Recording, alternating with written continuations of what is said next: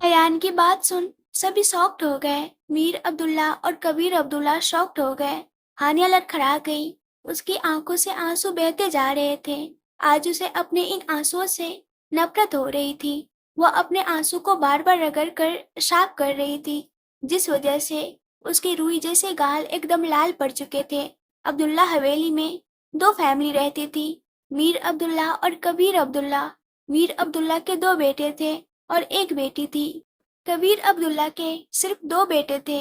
मीर अब्दुल्ला की बीबी हानिया की पैदाइश के बाद ही इस दुनिया को छोड़कर चली गई थी। कबीर अब्दुल्ला की बीबी थी मीर अब्दुल्ला और कबीर अब्दुल्ला की अम्मी थी, जो अपनी पोती से बेपनाह प्यार भी करती थी, जो उसे गलत सही के तरीके भी सिखाती थी। हानिया अब्दुल्ला चार भाइयों की अकेली बहन थी। वह चारों भाई उसे किसी राजकुमारी की तरह रखते थे। हानिया बचपन से ही बहुत जिद्दी और अड़ियल थी। उसकी जिद पर ही मीर अब्दुल्ला ने अयान को पसंद किया था। उन्हें अयान बिल्कुल पसंद नहीं था। शायर एक जोरदार पंच अयान के मुंह पर जड़ते हुए कहा, तुम्हें शर्म नहीं आई मेरी बहन की जिंदगी बर्बाद करने के बारे में सोचते हुए? तुमने क्या सोचकर यह सोचा कि उसे शादी के दिन इनकार करोगे? तुम जानते भी हो, एक लड़की को जब शादी के दिन एक दूल्हा इनकार करता है तो लोग उसे कैसी नजर से देखते हैं। अयान अपने होठों के कोने से निकल रहे खून को साफ करते हुए कहा, मिस्टर शाहिल अब्दुल्ला, तुम्हारी बहन दूध की धुली नहीं है। ना जाने किडनैप करने वाले ने इसके साथ क्या क्या किया है। क्या मेरी जगह अगर तुम होते तो एक ऐसी लड़की से शादी करते जो कई घंटे गायब हो और फिर मुंह उठाकर आ जाए? सॉरी, पर मैं इतना महान नहीं हूँ। मुझे वैसे भी यह पसंद नहीं थी। कौन सा लड़का एक बच्ची जैसी लड़की से शादी करेगा? इस एज में भी वो लॉलीपॉप चूस रही है, लड़कों जैसे कपड़े पहनती है, दादागिरी करती है। इसमें कोई लड़कियों जैसी नजाकत नहीं है। मुझे अपनी बीवी में लड़की चाहिए थी, लड़का नहीं। साहिल ने उसे कॉलर से पकड़कर कहा, अपनी बकवास बंद कर, वरना तेरी जबान यही काट कर फेंक दूंगा। हो गई ना तेरी शादी, मिल गई ना तुझे तेरी पसंद की बीवी, तो अब तू निकल। दोबारा अगर अब्दुल्ला हवेली के आसपास भी दिखा ना तो भी टांगे काट कर तुझे व्हील चेयर पर बैठा देंगे। इतना कहकर उसने अयान को खुद से दूर धक्का दे दिया। अयान सीधा हानिया के कदमों में गिरा। हानिया आंसू भरी आंखों से बस उसे देख रही थी। वह उसे पसंद करती थी। उसने आयरा को देखा, जिसे वह दोस्त हमराज सब कुछ समझती थी। उसने उसकी ही पसंद को उससे छीन लिया था। हानिया को ऐसा लगा उसकी दुनिया खत्म हो गई है। उसका सिर घूम रहा था। वह बेहोश होकर जमीन पर गिर गई और सभी उसे इस तरह देखकर डर गए। आहिल, जो हानिया का बड़ा भाई था, वो भागकर उसके पास गया और उसे अपनी बाहों में उठाकर उसके रूम की तरफ चला गया। सभी उसके रूम की तरफ चले गए। हारून के सिर पर 4 स्ट्रेच लगे थे। डॉक्टर मुस्तफा ने हारून से पूछा, यह चोट कैसे लगी थी? यह चोट मुझे किसी एक्सीडेंट की नहीं लगती। वैसे किसमें इतनी हिम्मत थी जिसने हारून सिकंदर का सर फाड़ दिया? हारून ने हिचकिचाते हुए कहा, एक बंदरिया जो बहुत जंगली थी। मुझे लगा वह सिर्फ उछलती कूदती है, लेकिन जब उसने मुझे मारा तो मुझे यकीन हो गया कि वह वाकई में जंगली बंदरिया है। डॉक्टर मुस्तफा ने उसे घूरते हुए कहा, तुम जैसे हैंडसम हंक को जंगली बंदरिया कहाँ मिल गई? क्या तू जंगल गया था? हारून ने उसे देखते हुए कहा, मैं इंसानी बंदरिया की बात कर रहा हूँ। मजे की बात तो यह है कि तू उस जंगली बंदरिया को जानता है। डॉक्टर मुस्तफा ने हैरानी से हारून को देखते हुए पूछा, मैं उस जंगली बंदरिया को कैसे जानता हूँ? कौन है जिसे मैं जानता हूँ? हारून ने उसके नाम को अपने दांत के नीचे पीसते हुए कहा, हानिया अब्दुल्ला। डॉक्टर मुस्तफा को जैसे किसी ने करंट लगा दिया हो। वह अपनी जगह से उछलकर खड़े होते हुए चीखा, व्हाट? उन्होंने हारून को घूरते हुए कहा, तुम्हारी आंख खराब है। मुझे लगता है तुम्हें आंखों के डॉक्टर की जरूरत है। तुम एक खूबसूरत हसीना को बंदरिया का टैग दे रहे हो। दिमाग घास चढ़ने गया है। तुम जानते हो, वह इस शहर की सबसे खूबसूरत लड़की है। इस पूरे शहर में उससे खूबसूरत लड़की कोई नहीं है। हारून ने नफरत से कहा, वह तुझे लड़की कहाँ से लगती है? कभी उसकी ड्रेसिंग देखी है? बिल्कुल लड़कों जैसी है। मुस्तफा ने चिढ़ते हुए कहा, शट अप। मुझे तो तुम्हारी सोच पर अफसोस हो रहा है हारून। तुम कब से लड़कियों को उनके खूबसूरती से जज करने लगे? हानिया अब्दुल्ला जितनी खूबसूरत है, उससे कई ज्यादा उसका दिल खूबसूरत है। हारून ने अपने मन में नफरत से कहा, ये मुझसे बेहतर कौन जान सकता है कि वह कितने खूबसूरत दिल की है। वह आगे बात करते कि एक नर्स भागते हुए आई। उसने हाँफते हुए कहा, डॉक्टर, इमरजेंसी केस आया है। डॉक्टर आइजल आपको बुला रही है। पेशेंट का नाम मीर अब्दुल्ला है। हारून, जिसका फोन रिंग कर रहा था, वह फोन उठाने को हुआ तो नर्स की बात सुन वह शॉक्ड हो गया। वह दोनों ही अपनी जगह से उठकर बाहर भागे। अगले दिन हानिया हॉस्पिटल बेड पर लेटी थी। उसे चारों तरफ से मशीन ने जकड़ा हुआ था। उसका बीपी तेजी से अप डाउन हो रहा था। मीर अब्दुल्ला की तबीयत भी बहुत खराब थी। उन्हें सीवियर हार्ट अटैक आया था। डॉक्टर आइजल ने हानिया को चेक करते हुए पूछा, क्या सोच रही हो? क्यों अपनी जान खतरे में डाल रही हो? प्लीज ठीक हो जाओ, तुम बीमार रहोगी तो अंकल का ख्याल कौन रखेगा? हारून रिसेप्शन पर खड़ा कुछ कर ही रहा था कि नर्स ने भागकर आते हुए कहा, डॉक्टर हारून, पेशेंट नंबर 3 को होश आ गया है। हारून साइन करके रिसेप्शनिस्ट को फाइल देते हुए मीर अब्दुल्ला के रूम की तरफ चला गया। वह रूम में आया तो मीर अब्दुल्ला अपने सामने डॉक्टर हारून को देखकर हल्का सा मुस्कुरा दिए। हारून उनके पास बैठते हुए पूछा, बाबा, यह कैसे हुआ? मीर अब्दुल्ला ने बहुत मुश्किल से अपने हाथ को उठाते हुए कहा, मुझे आपसे कुछ चाहिए हारून। वादा करें आप इनकार नहीं करेंगे। हारून ने उनके हाथ को कसकर पकड़ते हुए कहा, बाबा, आप हुक्म कीजिए। मीर अब्दुल्ला ने जो कहा उससे हारून के चेहरे पर कुछ साए लहराए और दिल में नफरत की ज्वालामुखी फूटी। हारून ने उन्हें देखते हुए कहा, बाबा, आप रिलैक्स हो जाइए। आप जो चाहते हैं वही होगा। इतना कहकर वह आराम करने को कहा और फिर खुद उनके रूम से निकलकर बाहर आया। बाहर खड़े कबीर अब्दुल्ला और उनके बच्चों से उनकी कंडीशन को स्टेबल बताते हुए वहां से चला गया। 2 दिन बाद जब हानिया की हालत में कुछ सुधार आया तो उसे सबसे पहले मीर अब्दुल्ला के वार्ड में लेकर जाया गया। मीर अब्दुल्ला की हालत दिन ब दिन खराब होती जा रही थी। मीर अब्दुल्ला ने उसे देखते हुए कहा, गुड़िया, आज हम आपसे कुछ चाहते हैं। क्या आप अपने बाबा की बात मानेंगी? हानिया बिल्कुल खामोश हो गई। उसने ऐसे सपने तो नहीं देखे थे। उसकी जिद और उसकी पसंद ने उसे कहाँ लाकर खड़ा कर दिया था। उसके जान से प्यारे बाबा हॉस्पिटल के बेड पर थे। वह 2 दिन में इतना बीमार पड़ गए थे, ऐसा लग रहा था जैसे सदियों के बीमार हो गए हो।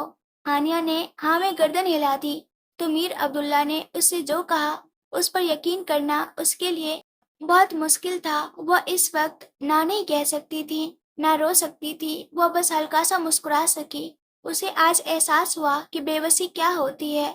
उसे आज पहली बार एहसास हुआ कि उसे कभी ख्वाहिश नहीं करनी चाहिए। अपनी लाडली बेटी को इस तरह देखकर मीर अब्दुल्ला का दिल कट रहा था। उन्होंने अपनी राजकुमारी के लिए कितने सारे सपने सजाए थे, पर वक्त ने उन्हें इतना वक्त नहीं दिया कि वह उन सारे सपनों को पंख दे सके। मीर अब्दुल्ला ने गहरी सांस लेते हुए कहा, हम यह चाहते हैं कि आज ही आप यह करें। आप इनकार नहीं करेंगी ना? हानिया ने ना में गर्दन हिला दी। वो कैसे अपने बाबा को मना कर सकती थी, जो तकलीफ में भी उसकी खुशी ही सोच रहे थे, जो इतनी तकलीफ में भी उसके लिए एक साया बन रहे थे। वो रोना नहीं चाहती थी, लेकिन उसका दिल अपने बाबा को पकड़कर फूट फूट कर रोना चाहता था। वह चीख चीख कर ना कहना चाहती थी, पर वह मजबूर थी। मीर अब्दुल्ला ने सुकून की सांस लेते हुए मुस्कुरा दिए। उन्हें लगा उनकी बेटी चीखेंगी, पर यहाँ तो उनकी बेटी ने बहुत आसानी से उनका फैसला मान लिया था। सबके चेहरे पर मुस्कुराहट थी, सबके दिलों में सुकून था, लेकिन एक दिल ऐसा भी था जो बेसुकून हो चुका था। उसकी मुस्कुराहट छिन चुकी थी और वह थी हानिया। हानिया को अब अपने वजूद से भी नफरत महसूस हो रही थी। उसका दिल कर रहा था कि काश उस वक्त उसका वजूद खत्म हो गया होता, पर वह भूल गई थी हमारे सोचने से कुछ भी नहीं होता। जब तक ऊपर वाला नहीं चाहता। सभी लोग कमरे से बाहर चले गए। हानिया अपने पापा के पास चेयर पर बैठी उनके हाथों के पास अपने सिर रखे लेटी थी। मीर अब्दुल्ला को अपने हाथों पर गरम गरम कुछ महसूस हुआ। उन्हें एहसास हुआ कि उनके हाथों पर गर्म पानी गिर रहा है। क्या उनकी बेटी रो रही थी? जिस बेटी की आंखों में उन्होंने कभी आंसू न आने की दुआ की थी, वह बेटी आज कई दिन से इतना रो रही थी। मीर अब्दुल्ला ने बहुत मुश्किल से अपने दूसरे हाथ को उठाते हुए उसके सिर पर रखा तो वही हानिया अब्दुल्ला का सब्र टूट गया। वह इतनी जोर जोर से रोने लगी कि सभी लोग दोबारा इकट्ठा हो गए। वह ऐसे रो रही थी जैसे अभी वह खत्म हो जाएगी। उसकी रोने की आवाज से लोगों के रोंगटे खड़े हो गए। मीर अब्दुल्ला अपनी बेटी की बेबसी और दर्द का अच्छे से अंदाजा लगा रहे थे। वह भी रोने लग गए थे। हारून सिकंदर, जो अपने किसी पेशेंट को चेक कर रहा था, किसी के ऐसे रोने की आवाज सुनकर वह भी उसी तरफ आ गया। हानिया को ऐसे रोते देखकर वह भी हैरान हो गया। उसने कभी उस लड़की को रोते नहीं देखा था। हमेशा मस्ती, शरारतें और लोगों को परेशान करते देखा था, लोगों को रुलाते देखा था, लेकिन आज वह उसे खुद रोते देख रहा था।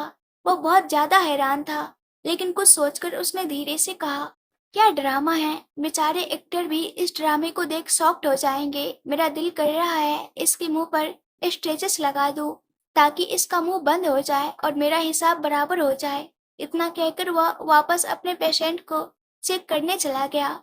यह मंजर एक अंधेरे कमरे का है, जहां एक नौजवान शख्स चेयर से बंधा अपने आप को छुड़ाने की कोशिश कर रहा था। उसने अपने आप को छुड़ाने की कोशिश की ही थी कि तभी कोई उसके सामने आकर खड़ा हुआ।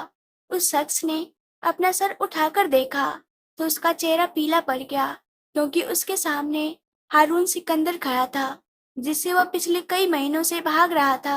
हारून सिकंदर ने उस लड़के के बालों को अपनी मुट्ठियों में पकड़कर खींचते हुए उसके चेहरे को ऊपर करते हुए कहा, मैंने कहा था ना, मैं तुम्हें पकड़ लूंगा। अब बता, तू भागकर कहाँ जाएगा।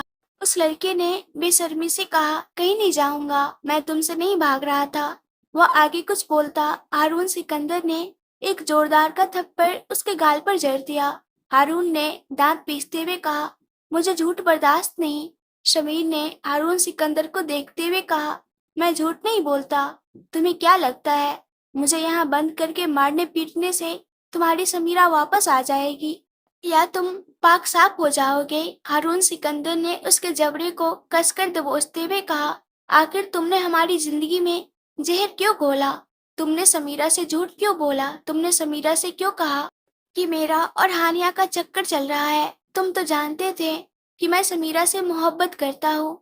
तुम तो मेरे दोस्त और उसके कजिन थे, तो तुमने हमारी दोस्ती और अपनी कजिन से गद्दारी क्यों की। शमीर ने हारून को देखते हुए आराम से कहा, मैंने कोई गद्दारी नहीं की है। मैंने बस अपनी कजिन को एक दो टाइम आदमी से बचाया था। एक तरफ तुम समीरा से मोहब्बत करने का दावा करते हो और दूसरी तरफ तुम्हारी फियांसे है। तो बताओ, मैं अपनी कजिन के साथ गलत होने कैसे दे सकता था। मैंने बस वही कहा जो सच था। मैंने यही कहा कि तुम हानिया से मोहब्बत करते हो। तुम्हारे साथ सिर्फ टाइम पास कर रहा है। तुम्हारा और हानिया का एक पाक रिश्ता है। हारून सिकंदर उसके कॉलर को पकड़कर खींचते हुए कहा, क्या बकवास कर रहे हो। मेरा हानिया के साथ कोई रिश्ता नहीं था। तुमसे किसने कहा कि वह मेरी फियांसे है। समीर ने हंसते हुए कहा, चीखने से सच नहीं बदल जाएगा। तुम्हारी फियांसे ने कहा कि तुम उसके फियांसे हो। वह तुमसे बेपनाह मोहब्बत करती है। तुम्हारे लिए वह समीरा क्या, समीरा जैसे हजार लड़कियों को तुम्हारी जिंदगी से दूर कर सकती है। उसका कहना था कि तुम उसका जुनून हो, पागलपन हो। मैं बस वही सच अपनी कजिन को बताया था। इसमें गलत क्या है। तुम जैसे घटिया। समीर आगे कुछ बोलता। हारून का गुस्से से दिमाग फट रहा था। उसने बिना रुके समीर को पीटना शुरू कर दिया। समीर खुद को बचा भी नहीं सका। उसने कुछ ही पल में समीर के चेहरे को एकदम खराब कर दिया था। उसके चेहरे से जगह जगह खून निकल रहा था। उसने पास में पड़ी चेयर को समीर के ऊपर मारते हुए कहा, मेरी मोहब्बत को मुझसे छीनने के लिए मैं ना तुम्हें माफ करूंगा और ना ही हानिया अब्दुल्ला को। तुम दोनों की जिंदगी को मैं जहन्नम बना दूंगा। हारून की आवाज सुन हारून सिकंदर का सेक्रेटरी ताबिश अंदर आया। अपने बॉस को इतने गुस्से में देखकर वह भी डर गया। हारून ने बाहर जाते हुए कहा, इस कचरे को उठाकर बाहर फेंक दो और इसकी सारी चीज ऐसे गायब करना कि लोगों को लगे कि किसी चोर ने ऐसी हालत की है। इस पर नजर रखना, इसका मुंह खुलाना तो इसकी सांस रोक देना। इतना कहकर वह चला गया। ताबिश हैरानी से जमीन पर पड़े बेहोश समीर को देख रहा है। हारून सिकंदर सड़कों पर अपनी कार को दौड़ा रहा था। उसके कानों में समीर की कही गई बातें गूंज रही थी। हारून सिकंदर ने कार को ड्राइव करते हुए कहा, अब मुझे समझ में आया कि समीरा मेरी बातों पर यकीन क्यों नहीं कर रही थी। तुमने सिर्फ एक बार नहीं, बल्कि हर बार मेरी जिंदगी में आग लगाई है और आज जब तुम्हारी जिंदगी में आग लगी तो तुम ऐसे रो रही थी जैसे मर जाओगी। तुम्हें लगा तुम्हारा यह नकली आंसू मुझे पिघला देंगे। नहीं मिस हानिया अब्दुल्ला, अब मैं तुम्हें बताऊंगा दर्द देते हैं तो तकलीफ कैसे होती है। बहुत मजा आता है ना तुम्हें लोगों के एहसास से खेलने में। अब जब मैं तुम्हारे एहसास से खेलूंगा ना, तब तुम्हें समझ में आएगा कि इंसान के साथ जब खेलना शुरू करो तो कितनी तकलीफ होती है।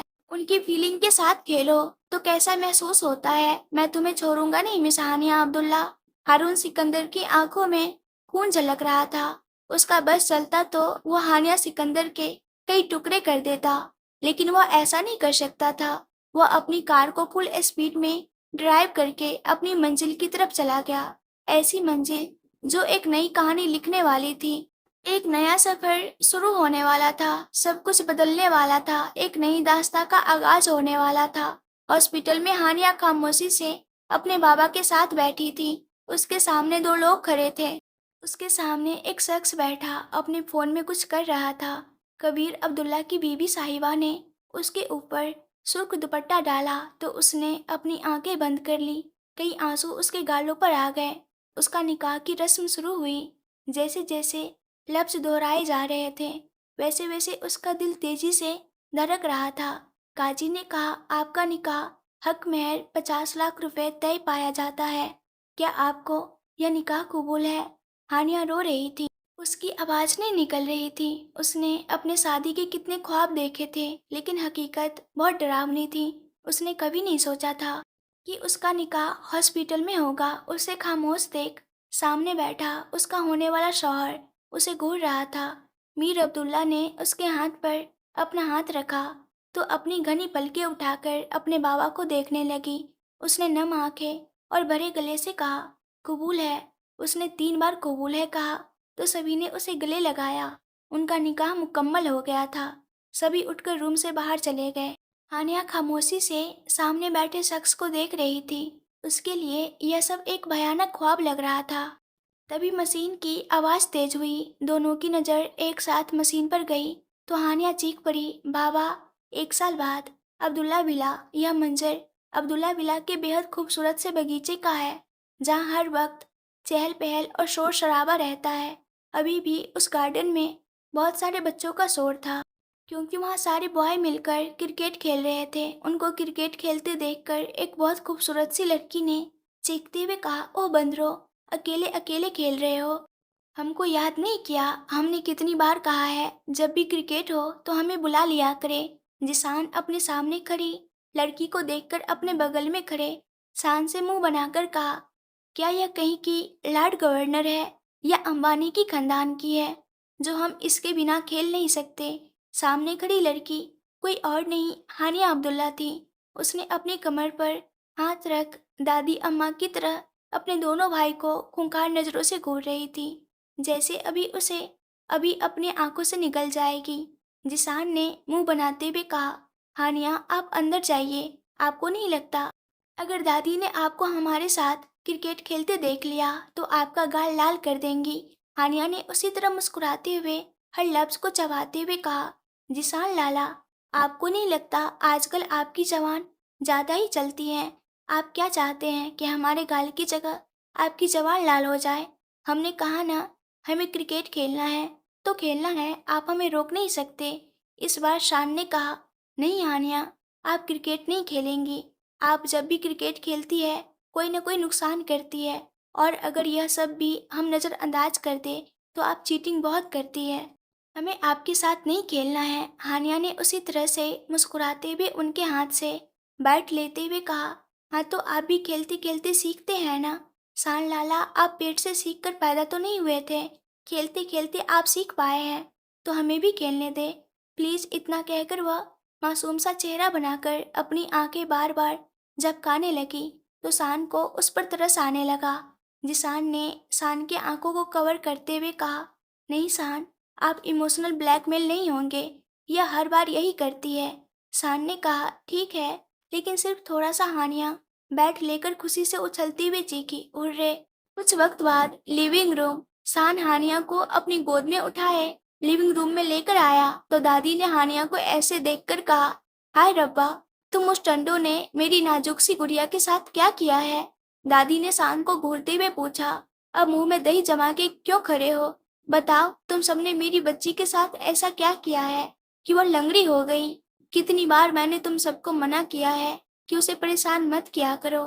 शान ने मुंह बनाते हुए कहा, दादी हमने कुछ नहीं किया है।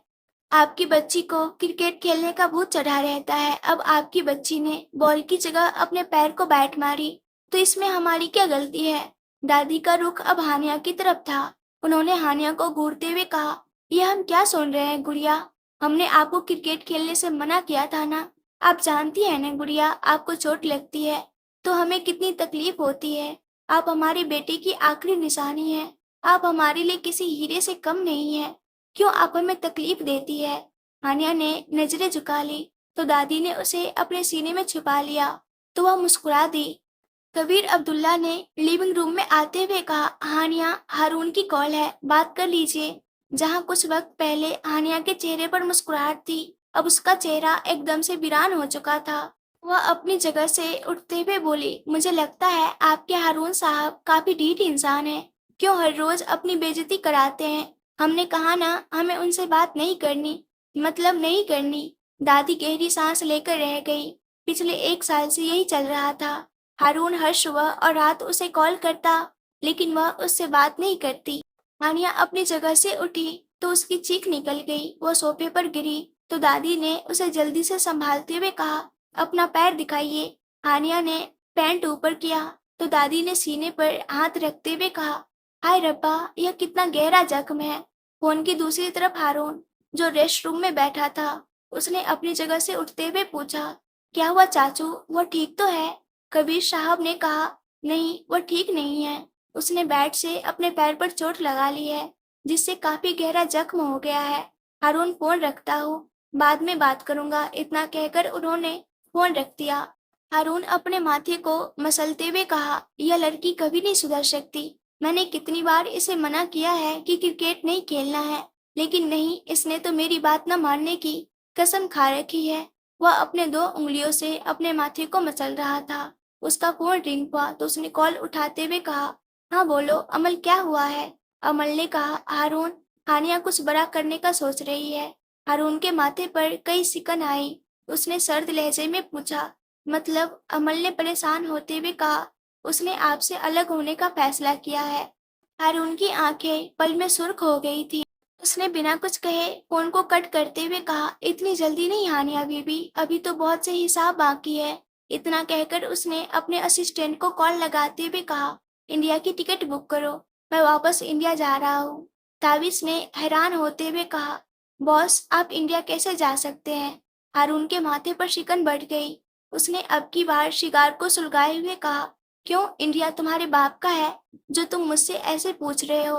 ताबिश ने कहा, सॉरी सर, पर बड़ी मैडम और बड़े सर ने कहा है कि आप अभी नहीं जा सकते जब तक आप उनको उनकी बहू लाकर नहीं देते।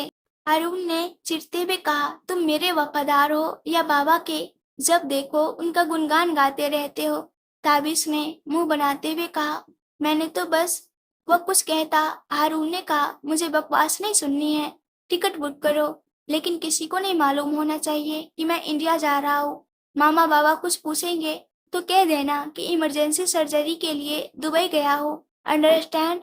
इतना कहकर उसने फोन को कट कर दिया। वह अब चेयर पर झूलते हुए इत्मीनान से सिगार पी रहा था।